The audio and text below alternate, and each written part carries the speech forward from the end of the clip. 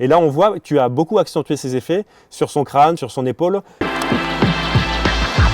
Bienvenue sur Cartissimo. Aujourd'hui, je vous emmène à la rencontre de Caroline Blanchet, la graphiste qui va faire les créas des cartes qu'on va produire. Je vais vous présenter Caroline, vous allez voir, elle a un parcours de ouf.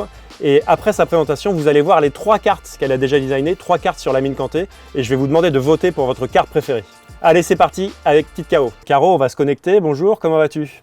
Salut, ça va très bien, merci. Alors, tu es connue sous un pseudonyme sur les réseaux sociaux. Est-ce que tu peux nous le donner ? Alors, c'est Petite K.O. Tu es une passionnée de sport qui fait de la création graphique et qui fait des trucs magnifiques pour de nombreux clients. Raconte-nous un peu pour qui tu bosses et quand est-ce que tu as commencé et pourquoi tu es sur le sport. Alors, moi je suis graphiste à la base, donc j'ai d'abord travaillé en agence de communication et puis je me suis lancée en 2013 à être freelance en fait. Donc de m'installer chez moi et surtout je voulais me spécialiser dans un domaine et quel meilleur domaine que de prendre sa passion. Donc je me suis dit le sport ça peut être un domaine qui pourrait très bien s'allier avec mon métier. Petit à petit, j'ai commencé à avoir quelques clients par-ci par-là. Alors ça a commencé beaucoup dans le basket évidemment parce que c'est mon sport de prédilection. Et puis au fur et à mesure, ça s'est développé. Donc aujourd'hui, ça peut être pour du foot, pour des ligues américaines, ça peut être pour des particuliers, même si ça arrive très rarement. Mais voilà, j'essaye de varier aussi les collaborations, de pas forcément être uniquement dans le basket. Pour aussi pouvoir à chaque fois un petit peu renouveler les créations. On va parler rapidement de tes gros clients actuels, avant de revenir un peu sur ton parcours, mais pour vraiment planter le décor, tu as travaillé avec les Chicago Bulls, c'est quand même pas rien. Tu travailles avec l'équipe de France de foot féminine. Tu as travaillé avec les garçons aussi en foot ? Oui, plusieurs collaborations depuis quelques années, sur soit des petits projets de visuels sur les réseaux sociaux, soit pour le calendrier qui sortent chaque année, des choses comme ça, ça peut être d'autres choses, mais oui, pour la fédération dans sa globalité, quoi. On a des passionnés de cartes de basket, donc c'est plutôt la culture américaine. Pour les Bulls, comment ça s'est passé et qu'est-ce que tu as fait avec eux ? Le contact est venu par rapport aussi au visuel que j'avais sorti pour The Last Dance, qu'ils avaient repartagé. 2 ans après, en fait, ils me contactent tout simplement, soit sur les réseaux sociaux, souvent c'est comme ça, ou par mail. Le premier projet, c'est qu'ils voulaient mettre en avant des femmes. Ils avaient sélectionné 5 ou 6 graphistes femmes pour réaliser en fait des visuels pour les matchs. Donc, et ça leur permettait aussi de présenter la personne. Donc ça, c'était super sympa parce que au-delà du visuel, les gens pouvaient apprendre aussi à connaître la personne qui était derrière le design. Et puis dernièrement, pour les playoffs, j'ai réalisé un visuel aussi pour le match 3. C'était très sympa aussi parce qu'en plus, globalement, j'ai à peu près carte blanche à chaque fois. Donc c'est vraiment, ils viennent chercher des idées, un concept. Après, il y a toujours des petites modifications, mais globalement, il y a une totale liberté. Donc même si ça peut paraître un énorme client, ce qui est le cas, l'échange en lui-même est tout à fait simple. Et ils sont assez confiants aussi par rapport à notre travail. Donc c'est vraiment sympa. On voit tes créas pendant que tu parles. Là, on a montré quelques-unes de tes créas. Je sens que les spectateurs ou les internautes sur YouTube sont en train de saliver en se disant vivement qu'on voit les créas qu'elle a fait pour le projet de carte. Parce qu'effectivement, c'est super joli. On va revenir sur The Last Dance. Tu avais fait ce visuel là qu'on est en train de voir, qui est magnifique. Tu en avais fait plusieurs même d'ailleurs. Oui, j'en avais fait un où vraiment c'était histoire de m'amuser à faire un visuel pour illustrer la série documentaire, mais à titre personnel. Et puis je me suis dit tiens, ça pourrait peut-être faire un triptyque. Et puis c'est là que du coup l'équipe des Bulls m'a contacté pareil par réseaux sociaux et puis qui m'ont demandé s'ils pouvaient simplement repartager la création en me citant et tout. Donc voilà, c'est parti de là. Et c'est vrai que forcément le fait d'avoir été repartagé, ça offre une certaine visibilité. Donc ça a créé un tout petit buzz sur le moment et puis voilà. Après c'est vrai que ça m'a fait plaisir sur le moment quand ça a été partagé, surtout que les Bulls c'est un peu aussi mon équipe avec laquelle j'ai grandi. Moi j'ai grandi dans les années 90, donc forcément c'était l'époque Jordan et l'époque des Bulls, donc c'était sympa. Mais après ça n'a pas été au-delà de ça, simplement ça a été repartagé et ça a fait le petit buzz sur le moment et puis voilà quoi. On va enchaîner Caro sur tes clients justement. Alors moi je suis content et je suis fier parce qu'on en a parlé un petit peu avant ce rendez-vous. J'ai fait partie de tes premiers clients, on t'avait fait bosser pour la boutique du PB86 à l'époque. Tu nous avais fait un design génial avec Pierre-Yves Guillard sur la devanture de la boutique. Donc ça je le plaçais pour montrer que j'ai le nez pour dénicher des bons talents. Mais je voulais surtout que tu nous parles de Rivers, qui est une revue de basket qui existe depuis longtemps. Qui est un de tes premiers clients. Je crois que tu as fait quasiment tous les numéros. Et surtout, depuis quelques temps, j'ai participé à la campagne de financement participatif. River s'est passé en MOOC, donc un mélange de livres et de magazines. Et je ne sais pas ce que ça te fait, mais moi, en tant que consommateur, Je profite tellement plus de toutes vos créas parce que vous êtes plusieurs artistes à participer à la création du MOOC. Et c'est des livres quasiment de collection, chacun des MOOC. Tu peux nous raconter comment ça s'est passé avec Reverse, les débuts et puis rapidement le passage au MOOC? Comme tu l'as dit, c'est mon tout premier client, Reverse. C'est, je pense, le premier mail que j'ai reçu vraiment où on me demandait si je pouvais faire ça sur un projet professionnel. Donc à l'époque, j'étais encore pas freelance. Je travaillais toujours en agence. Et puis moi, Reverse, je le lisais depuis le début. Et ça a été aussi une grosse inspiration parce qu'il faisait déjà pas mal en termes d'édition. Alors les illustrations allaient peut-être pas aussi loin qu'aujourd'hui, mais ils essayaient quand même d'avoir une DA un petit peu différente d'un magazine classique. C'était inspiré de Slam, non? C'est l'impression que j'avais à l'époque, oui, parce que j'avais le magazine Slam, le magazine américain Slam. Alors après, je suis pas. Il faudrait demander directement aux gars qui ont créé Reverse, mais oui, clairement, et je pense qu'ils ont voulu aussi se démarquer un petit peu par rapport à ça. Et moi, ça m'a pas mal inspiré aussi pendant mes études, parce que je me servais un petit peu de ce qui se faisait. Mon projet de fin d'études, ça a été sur du basket, évidemment. Donc voilà, je me suis servi un peu de tout ça. Donc quand ils m'ont contacté en 2012, ça me faisait super plaisir parce que c'était un magazine que je lisais depuis le début. Et on est passé effectivement du magazine au MOOC qui permet d'avoir un objet qui est complètement différent aujourd'hui. Les gens, je pense aussi, ne le lisent pas de la même manière. C'est un petit peu comme tu disais, c'est un livre, donc c'est quelque chose qu'on garde, c'est un livre un peu de collection. C'est pour ça que je pense aussi ils ont poussé un petit peu encore plus le côté d'illustration pour que ce soit encore plus un objet de collection. Donc c'est vrai que pour nous, en tant que graphiste, je pense pas que ça a changé grand-chose, parce que même avant, on avait totale liberté sur les créations. Donc, mais elles sont plus valorisées, c'est ça qui est sympa, quoi. Je pense que oui, et puis là, il y a parce un vrai que le papier, voilà. tout est... Le mag est prévu pour, il y a des pages exprès, vraiment juste pour qu'on voit vos... Et puis tu vois la différence... j'allais dire. Ouais, et puis la différence avec le magazine et le MOOC aujourd'hui, c'est que le MOOC aussi, maintenant, la couverture est illustrée. Donc déjà, il y a rien qu'avant de l'acheter... Tu as déjà une présentation du style graphique qui va être prédominant dans le MOOC dans le numéro qui sort, quoi. Donc, et puis ils vont présenter l'artiste qui a fait la couverture. Donc il y a aussi cette mise en avant qui était plus compliquée à faire avant puisque c'était un magazine, donc moins de pages, etc., quoi. Ils ont fait un bon virage par rapport à ça parce que ça se démarque aussi de la presse papier à côté. En plus, je pense que la presse papier aujourd'hui, c'est assez compliqué, donc je pense qu'ils ont fait le bon choix par rapport à ça, quoi. Alors tu sais que notre conversation me fait penser à un truc qu'on pourrait leur proposer. Dans les collections Panini aujourd'hui, il y a des cartes, des inserts qui sont des cartes Slam et c'est des couvertures du magazine Slam. Et je pense que ça serait marrant de proposer aux gars de Reverse, je vais leur en toucher 2 mots, il faudrait voir aussi l'histoire de droit et tout, mais de sortir des collections de cartes avec les couvertures des magazines ou des MOOC. Parce que ça fait comme c'est à chaque fois une petite œuvre d'art, j'ai montré quelques MOOC là, en capture d'écran pendant que tu étais en train de parler, je pense que ça pourrait être des trucs valorisables. Dites-moi en commentaire les collectionneurs si ça vous botterait, et si ça vous botte, je demande aux amis, à Guillaume Laroche et toute la bande. Donc écoute, on a fait un très très rapide aperçu de ta carrière, il y a beaucoup de choses d'autres à raconter. Vestiaire de foot, c'était quel club? Tu as FC Barcelone, c'était en 2020. Voilà, avec ça, donc bon voilà, tu as plein de références de ouf, tu as un compte Instagram Petite KO qui est assez génial. On voit beaucoup de choses, notamment des premiers tests de cartes en réalité, de visuels en réalité augmentée. Ça, je le montre rapidement à l'écran, mais on va passer au vif du sujet parce que les gens, je suis sûr, sont impatients qu'on parle et que je leur présente les 3 créas que tu as fait pour nous. Tu m'as fait 3 propositions de design sur Lamine Kanté, un des 2 joueurs qui nous prête son image. Et on va parler de ces 3 propositions. Tu nous expliquer quel est le processus créatif, comment ces idées te viennent en tête et qu'est-ce que racontent ces cartes pour toi ou ça touche à quoi. Là, la première, on est en train de la regarder.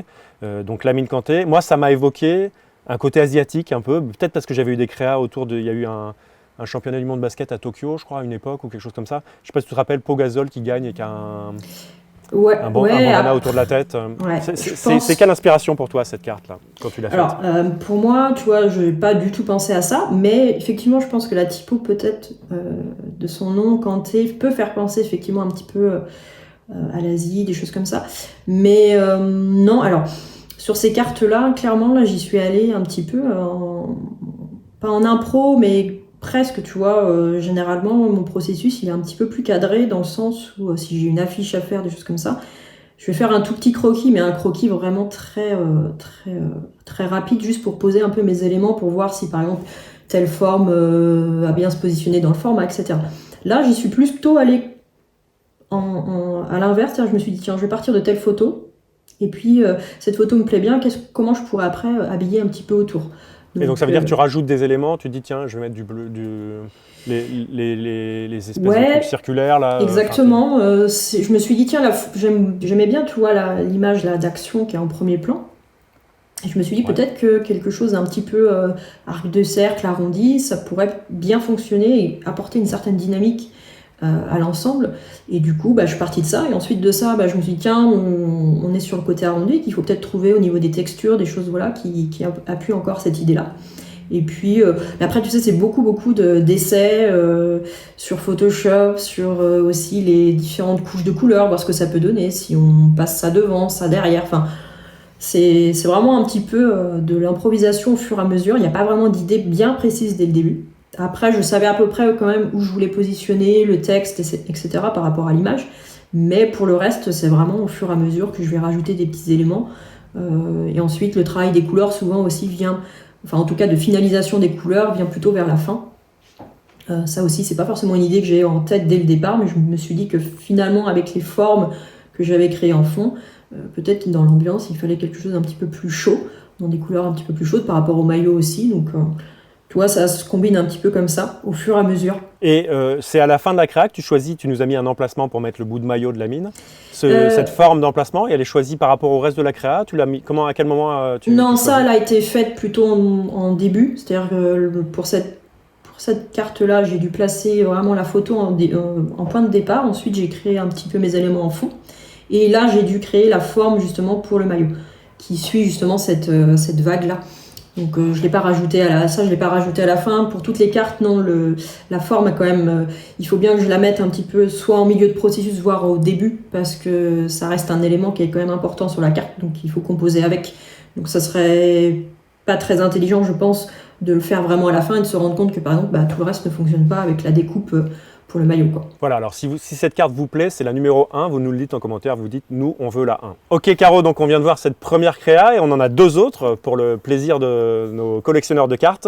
Alors cette deuxième que je suis en train de montrer à l'écran, comment, pareil, le processus créatif, ça s'est fait autour de l'image, on a l'impression parce que tu as mis des effets d'ombre sur son dribble, tu as repris l'image en gros derrière. Comment, je me trompe ou ça a été fait comme ça? Là, ça a été un petit peu plus long dans le processus, que je voulais vraiment d'abord trouver une forme dans le fond, un petit peu plus moderne, des choses comme ça, trouver un peu aussi une forme arrondie.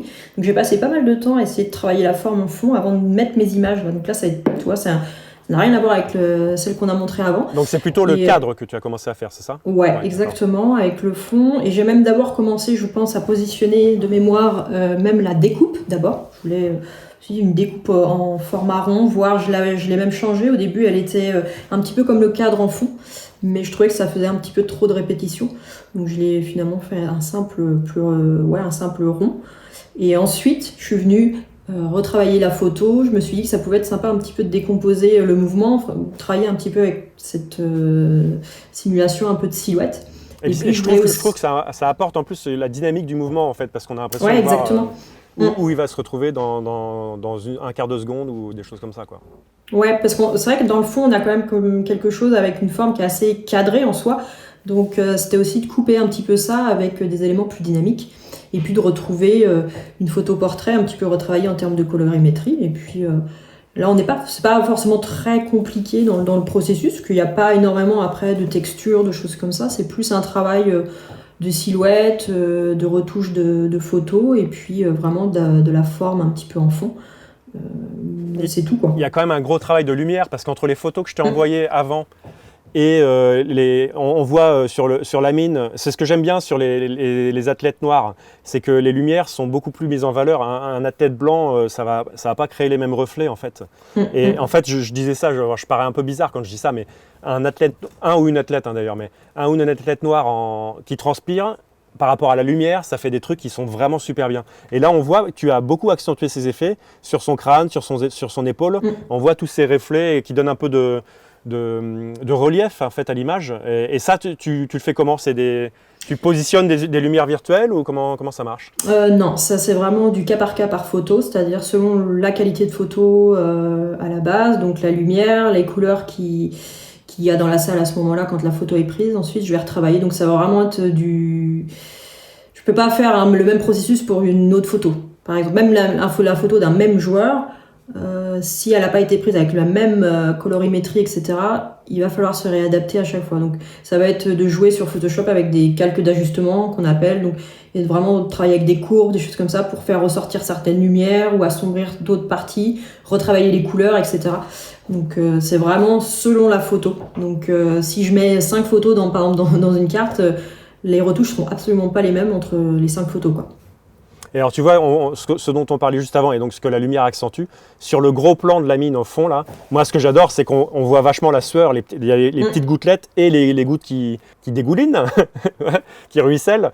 Et ça je trouve que ça apporte vraiment un truc, et qu'on voit moins bien sur un athlète blanc, pour des histoires de contraste, hein, c'est tout bête. Hein, mais ouais, après ça dépend vraiment je pense de comment est retravaillée l'image, je pense qu'on peut le faire ressortir aussi, mais c'est vrai que forcément tu as moins de contraste, les lumières vont pas ressortir de la même manière, c'est sûr. Ouais. Donc voilà, cette créa, moi je la trouve magnifique. C'est la créa qu'on va appeler la créa numéro 2. Donc vous pouvez voter pour cette créa numéro 2. Et juste avant de passer à la créa numéro 3, Caro, tu vas nous parler du petit motif qui est des deux côtés du nom Lamine Kanté, parce que je crois qu'on va le retrouver après. Ouais, je voulais rajouter un petit élément sur cette créa, juste pour apporter un petit côté premium, tu vois, avec un petit motif comme ça. Tout simple, mais et puis finalement après je me suis dit tiens, ce petit motif là il pourrait peut-être être intéressant de le réutiliser ou en tout cas d'essayer d'utiliser une partie pour carrément en faire une composition sur une autre maquette. Donc c'est là où je suis repartie ce petit symbole là pour la troisième carte. Alors justement on la montre cette troisième carte et on retrouve dans les effets effectivement les effets très angulaires de cette carte. Ouais, exactement. Tu nous racontes un peu. Donc là, ça veut dire que tu as fait d'abord les angles et après tu t'es dit comment je compose derrière ? Alors là, c'est pareil. Voilà, je suis partie de la forme. Je l'ai dupliqué plusieurs fois aussi. Soit j'ai travaillé avec des contours ou alors après je l'ai décomposé, je l'ai mis en forme pleine, là où il y a la photo par exemple. En fait, c'est la même forme, mais du coup qui n'est plus en contour et elle va me servir du coup pour poser la photo à l'intérieur. Ça fait comme un cadre, pareil, sauf qu'on est vraiment sur une forme qui est complètement différente. Et je trouvais ça intéressant, du coup, c'était complètement différent de l'autre carte d'avant, où on était plus sur un travail de l'arrondi, même s'il y avait un petit peu dans le cadre de carrés et de coins un petit peu plus anguleux, mais là, on est vraiment sur presque des losanges, des choses comme ça. J'ai intégré un tout petit peu de texture, mais je trouvais que ça se suffisait vraiment à lui-même, la forme, le travail de la forme. Après, c'était beaucoup plus simple. Pareil, de placer, tu vois, le texte en bas. La photo, j'avais pas besoin d'aller trop loin aussi en termes d'effets, parce que c'était quand même assez chargé en termes d'éléments. Donc là, je voulais plutôt aller à l'inverse. C'est-à-dire, celle d'avant, on a beaucoup travaillé sur les effets au niveau de la photo, voire à décomposer un petit peu l'image. Là, on est un petit peu sur une photo en plus, tu vois, du Media Day, donc on est sur quelque chose entre guillemets d'un peu plus scolaire, mais c'est le reste qui va venir appuyer ça. On fait un petit big up à Studio Ludo à côté de Poitiers, à Saint-Georges-les-Baillargeaux. J'imagine que tu t'es régalé parce que là je t'ai envoyé un fichier qui devait être très haute définition, très bien éclairé. Ouais. Et même quand c'est bien éclairé en studio, tu as quand même un retravail sur les contrastes et tout ça. Ouais, mais bon, c'est vrai que là, du coup, le travail est beaucoup plus simple parce que, par exemple, sur tout ce qui va être retravail des lumières et des ombres, ça va être juste un tout petit ajustement pour s'appuyer avec le reste de la créa. Mais là, le photographe a déjà fait le taf, en fait. Voilà, exactement. De toute façon, il n'y a pas de secret. Plus la photo est de meilleure qualité, mieux c'est, ça c'est sûr. Donc voilà, une très belle créa avec aussi donc, ce losange pour mettre le bout de maillot de Lamine Kanté à l'intérieur de la carte. Donc on a 3 créas, vous pouvez voter 1, 2 ou 3 pour ces 3 créas. Je les remets à l'écran, comme ça vous remémorez les 1, 2 ou 3, ce que vous préférez. Et avant de libérer Caro, on va vous poser une question, vous les internautes. Une question qu'on se posait avec Caroline juste avant l'émission. Qu'est-ce qu'on fait du verso ? Moi j'étais plutôt pour faire des versos assez simples, parce que je ne vous cache pas que Caro me fait des prix très abordables et que j'ai un budget qu'il faut que je maîtrise aussi globalement. Donc je préfère qu'on investisse moins sur les versos et qu'on ait plutôt plus de créa. Donc peut-être faire les versos en noir et blanc. Donc je vous invite en commentaire à nous dire comment vous verriez le verso. Ou alors on peut faire un verso qui est un peu unique sur la collection de cartes Cartissimo par exemple. Mais si vous voulez nous faire des propositions sur les versos, on est très preneurs. Et sur les rectos, moi Caro, je pense que je ne vais pas te demander de modification globale, mais peut-être des petits détails. Donc les uns et les autres, si vous voyez qu'il manque des éléments à rajouter, peut-être là il y a Poitiers Basket, on va peut-être mettre Poitiers Basket 86 parce que c'était ça le nom du club. Ouais. Voilà, on va peut-être modifier des tout petits trucs. Si vous aussi vous voyez des choses qu'on aurait oubliées, n'hésitez pas à nous en faire part en commentaire et on fera les petites dernières retouches. Il y avait le numéro, mais en fait, finalement, il a changé de numéro selon les années. Donc, au début, j'avais pensé travailler avec le numéro, mais je vois qu'il y a le 9, mais il y a le 10 aussi. Donc, finalement, je suis pas partie sur ça, mais ça aurait pu être aussi un élément que j'aurais pu intégrer un petit peu dans les fonds, des choses comme ça. Ça peut être une idée. Pour la petite histoire, je vais raconter quand même aux internautes. Pour la petite histoire, c'est que le 10, c'était le numéro de Guillaume Costantin, un joueur mythique du PB 86, que Lamine n'a pas pu prendre quand il est arrivé, donc il a pris le 9. Mais quand il est revenu, parce que la photo que tu as ensuite, c'est un deuxième passage de Lamine à Poitiers, quand il est revenu, Guillaume était parti, et donc le 10 était dispo. C'est pour ça qu'on a 2 numéros. Ouais. Voilà, écoute Caro, je te remercie. Donc encore une fois, si vous voulez en savoir plus sur Caro, il y a beaucoup de choses à savoir, donc il faut aller sur sa page Instagram notamment. T'as d'autres médias que tu voudrais mettre en avant ou pas? Après, Twitter le site internet, oui, et puis mais c'est à peu près globalement. Il y aura plus de choses sur l'Instagram que sur le site internet. Le site internet, c'est plus les projets vraiment que je veux mettre en avant. Mais oui, après, j'ai Twitter aussi, mais c'est vrai que si pour voir de la créa, Instagram sera l'idéal, ouais. Donc ensuite, pour la suite de notre collaboration, Caro, on cacherait un personne. Donc toi, tu vas prendre des vacances en août. Mais l'idée, c'est que courant septembre, on puisse proposer des créas aussi autour de Mustapha Fall. Donc tu as reçu les photos, là. Je te laisserai choisir celles qui te paraissent les plus intéressantes. Et Mousse, il nous a fait une sélection de cartes qu'il aime bien dans ma collection de Elio Kobo. Donc j'ai envoyé à Caro. Elle pourra s'en inspirer un peu, mais elle a aussi totale liberté. Parce que on voit bien que tu sais ce que tu fais, hein, Caro. Il n'y a pas de souci là-dessus. Puis le but, c'est pas qu'on se retrouve avec des cartes qui ont déjà été faites, donc, mais après, ouais, c'est toujours intéressant de voir ce qui plaît et de pouvoir s'en inspirer, ou du moins de pouvoir vers quoi aussi il faut pas aller. Donc, c'est toujours intéressant d'avoir des inspirations comme ça. Ouais, ce que je vais demander aussi aux internautes, et là on va vous solliciter dans les commentaires, dites-nous, mais là il y a des premières créas proposées par Caro. Est-ce que vous voulez qu'on garde ces créas et qu'on mette d'autres joueurs à l'intérieur de la créa, quand c'est possible? Par exemple, qu'on garde les cadres, mais on met un autre personnage en mouvement. Est-ce que vous voulez qu'on fasse des parallèles? Donc Caro, dans le basket, les cartes de basket, les parallèles, c'est comme si la dernière de la mine, tu faisais la même, mais tu changeais ton bleu par du rouge. Et c'est une carte parallèle, c'est la même création. Une variante, oui. Une variante, voilà. Donc ça, est-ce que ça vous intéresserait qu'on fasse des parallèles? Est-ce que, voilà, dites-nous, donnez-nous toutes vos idées.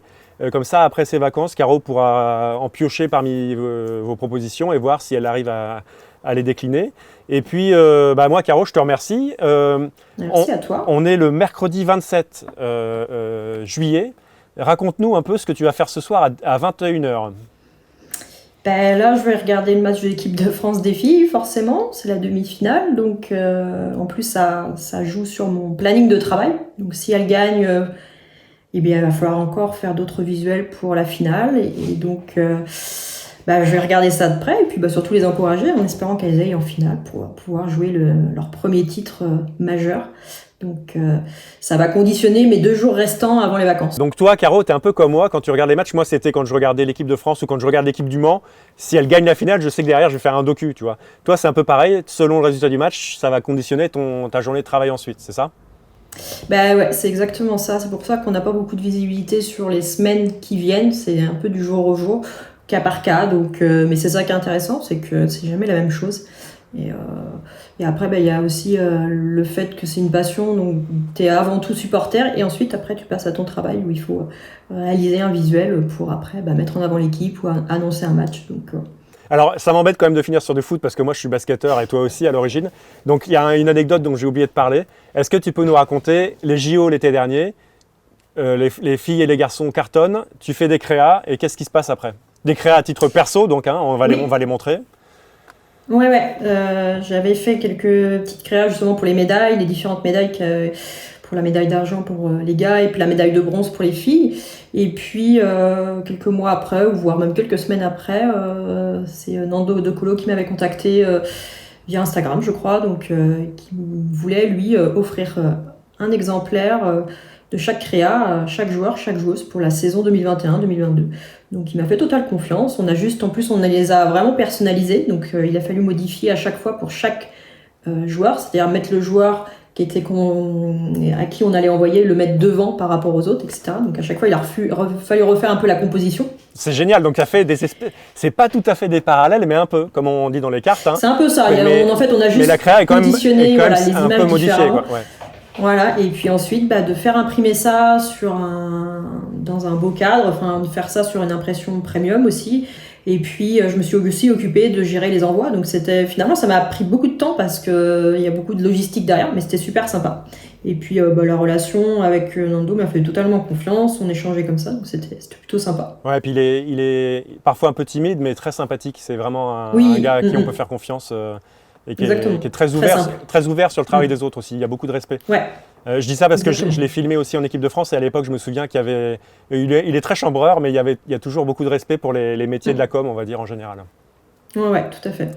Bon, Caro, merci pour tout. Je vais te laisser te préparer pour le match de foot. J'imagine que tu as encore du travail aujourd'hui. Et puis, plus je te prends de temps, moins tu as de temps pour les quarts de Mustapha Fall. Donc, il faut vraiment que je lève le pied.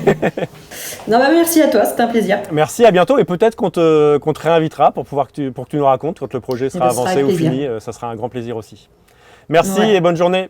Salut Caro. Salut. Et quant à vous, je vous donne rendez-vous sur Cartissimo bientôt. On va peut-être faire un crochet du côté de l'Est de la France pour rendre visite à notre imprimeur. Allez, je vous donne rendez-vous à bientôt et surtout abonnez-vous.